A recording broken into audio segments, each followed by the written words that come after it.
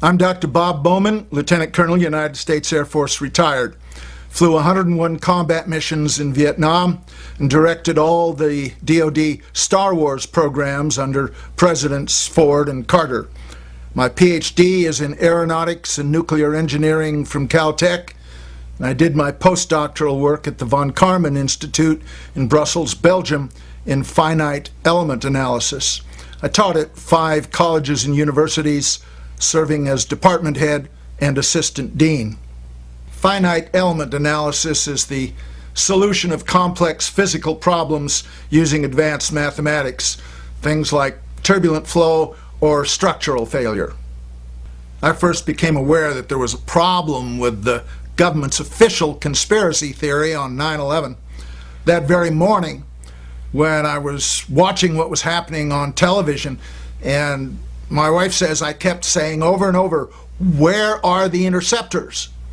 And then, of course, when the first of the towers actually started falling down, I just said, "This can't happen. It can't happen." And then the other tower came down, and I said, "This violates the laws of physics. It can't happen." Those aircraft and those fires could not cause those buildings to come down in that way. So I guess I was a very early skeptic. And then, of course, the coup de grace for me was when I found out that Building 7 had collapsed later that day. And when I saw Building 7 come down, to me, Building 7, the fact that its collapse was announced prematurely by the BBC and CNN, and just seeing it come down in what for all the world looks like a perfect controlled demolition of an intact building, I mean, that's what I call a smoking gun. And you put all these things together, and it is absolutely obvious to me that we've been lied to, that the government's official story is physically impossible, and that's why we absolutely need a new investigation of 9/11. You know, I signed that petition for architects and engineers for 9/11 Truth some time ago because as an engineer, and I have 3 degrees in engineering, I know that the government story is an absolute lie. Totally convinced of it. There's a lot of people trying to convince me that the government story is the truth, and they don't come close.